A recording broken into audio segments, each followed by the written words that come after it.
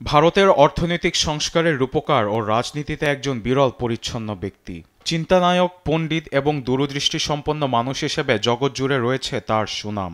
বলছি ভারতের সাবেক প্রধানমন্ত্রী ও বিরোধী দলীয় কংগ্রেসের প্রবীণ নেতা মনমোহন সিংয়ের কথা।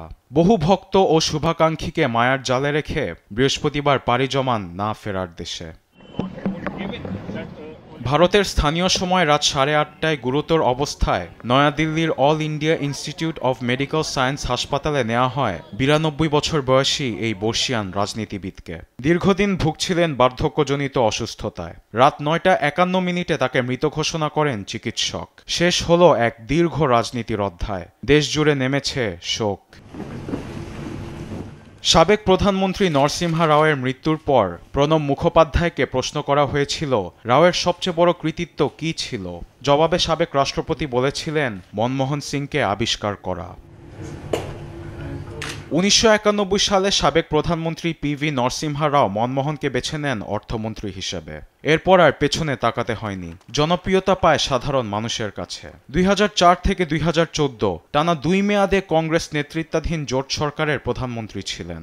ভারতের সংস্কার কর্মসূচির সঙ্গে একাকার হয়ে মিশে আছে মনমোহনের নাম। তার মৃত্যুতে শোক রাজনৈতিক অঙ্গনে। কংগ্রেস নেতা রাহুল গান্ধী লিখেছেন, প্রজ্ঞা ও সততার সঙ্গে ভারতকে নেতৃত্ব দিয়েছেন মনমোহন সিং।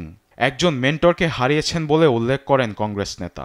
প্রধানমন্ত্রী মোদি লিখেন, দেশের সম্মানিত নেতাদের একজনকে হারিয়ে শোকাহত ভারত। তার অবদান স্মরণ করে শোক জানান পশ্চিমবঙ্গের মুখ্যমন্ত্রী মমতা বন্দ্যোপাধ্যায়, শশী থারুর সহ আরও অনেকে। তার প্রয়াণে জাতি শোকাহত।